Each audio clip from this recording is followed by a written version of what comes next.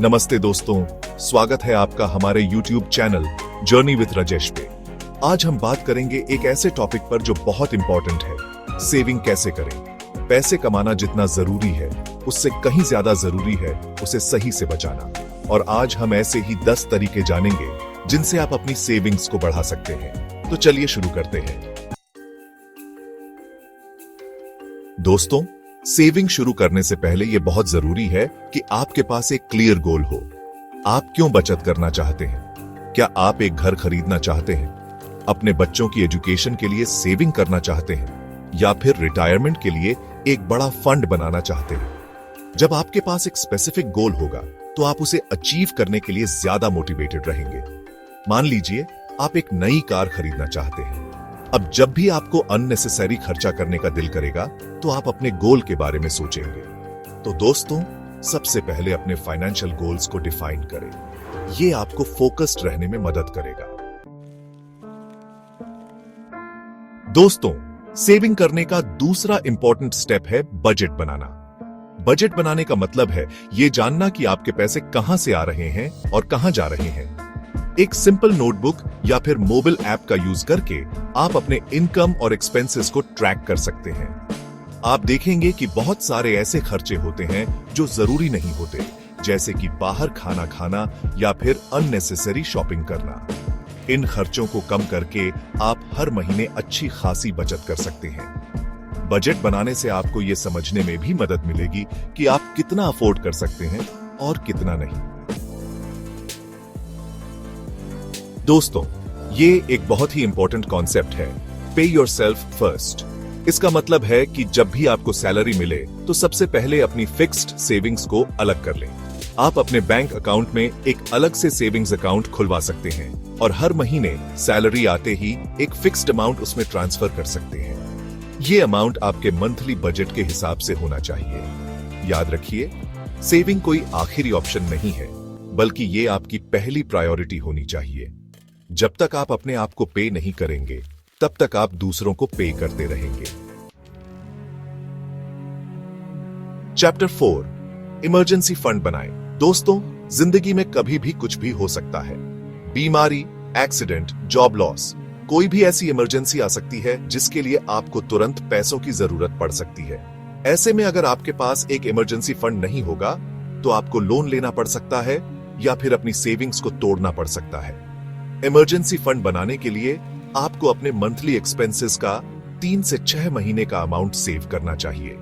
यह फंड आपको financial security provide करेगा और आप किसी भी मुश्किल सिचुएशन का सामना बिना स्ट्रेस के कर पाएंगे। चैप्टर 5, ऑटोमेटिक सेविंग सेट करें। दोस्तों, आजकल बैंक्स और ऑनलाइन प्लेटफॉर्म्स पर ऑटोमेटिक सेविंग्स का ऑप्शन अवेलेबल है। इसका मतलब है कि आप अपने बैंक अकाउंट में एक स्टैंडिंग इंस्ट्रक्शन सेट कर सकते हैं, जिससे हर महीने एक फिक्स्ड डेट को एक फिक्स्ड अमाउंट आपके सेविंग्स अकाउंट में ट्रांसफर हो जाएगा। यह एक बहुत ही कन्वीनियंट और इफेक्टिव तरीका है सेविंग करने का। इससे आपको हर महीने मैन्युअली पैसे ट्रांसफर करने की टेंशन नहीं रहेगी और आपकी सेविंग्स भी डिसिप्लिन्ड तरीके से होती रहेगी। तो दोस्तों, अपने बैंक में ऑटोमेटिक सेविंग्स का ऑप्शन एक्टिवेट करें और अपनी सेविंग्स को ऑटोमेटेड बनाएं।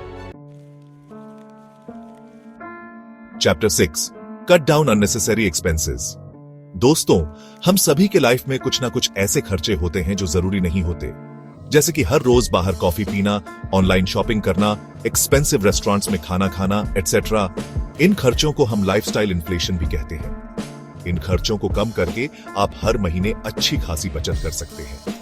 जैसे कि अगर आप हर दिन बाहर एक 100 रुपए की कॉफी पीते हैं तो उसे छोड़कर घर पर कॉफी बनाने से आप हर महीने 3000 रुपए बचा सकते हैं। तो दोस्तों, अपने डेली एक्सपेंसेस का रिव्यू करें और देखें कि आप कहां पर अननेसेसरी खर्चा कर रहे हैं।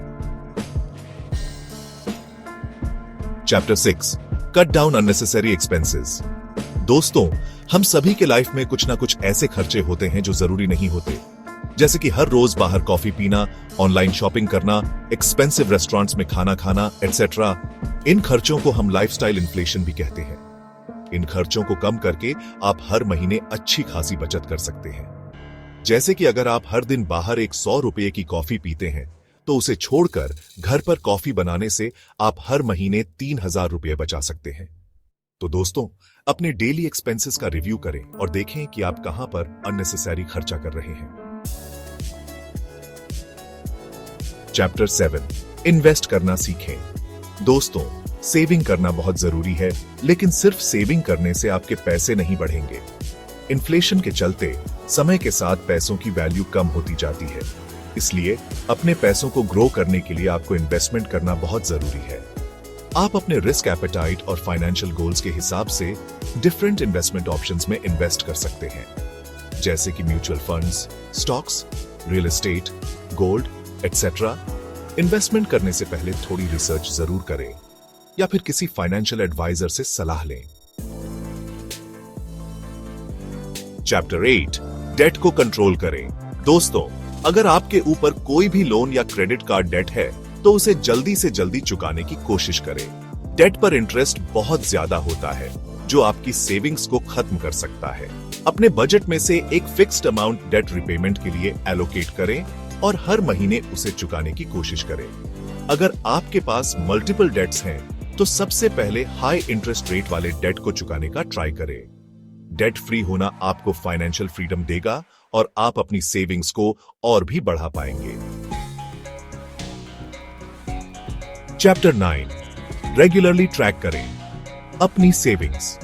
दोस्तों, सेविंग करने के साथ साथ यह भी बहुत जरूरी है कि आप अपनी प्रोग्रेस को ट्रैक करते रहें। आप हर महीने अपनी सेविंग्स का रिव्यू करें और देखें कि आप अपने गोल्स के हिसाब से कितना बचा पा रहे हैं। अगर आपको लगता है कि आपकी सेविंग्स कम हो रही है, तो आप अपने बजट और एक्सपेंसेस का रिव्यू करें और देखें कि आप कहां पर और बचत कर सकते हैं।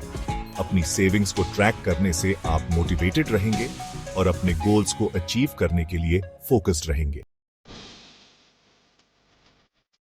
चैप्टर 10, लॉन्ग टर्म सोचकर सेविंग करें। दोस्तों, सेविंग सिर्फ शॉर्ट टर्म गोल्स के लिए नहीं होनी चाहिए। आपको अपने रिटायरमेंट के लिए भी सेविंग करनी चाहिए। रिटायरमेंट के टाइम आपके पास रेगुलर इनकम का सोर्स नहीं होगा, इसलिए यह बहुत जरूरी है कि आपके पास एक अच्छा रिटायरमेंट फंड हो।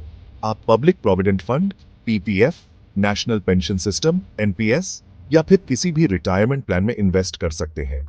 रिटायरमेंट प्लानिंग को आज से ही शुरू करें ताकि आपका फ्यूचर फाइनेंशियली सिक्योर रहे।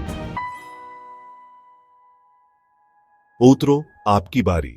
तो दोस्तों, ये थे 10 तरीके जिनसे आप अपनी सेविंग्स को बढ़ा सकते हैं। सेविंग करना एक डिसिप्लिन है जो टाइम के साथ आपकी फाइनेंशियल स्टेबिलिटी को बढ़ाता है। अगर आप छोटे छोटे स्टेप्स को फॉलो करते हैं और अपनी सेविंग्स को रेगुलर बेसिस पर ट्रैक करते हैं, तो आप अपने फाइनेंशियल गोल्स को आसानी से अचीव कर सकते हैं। बचत एक आदत बनाइए और अपने फ्यूचर को सिक्योर कीजिए।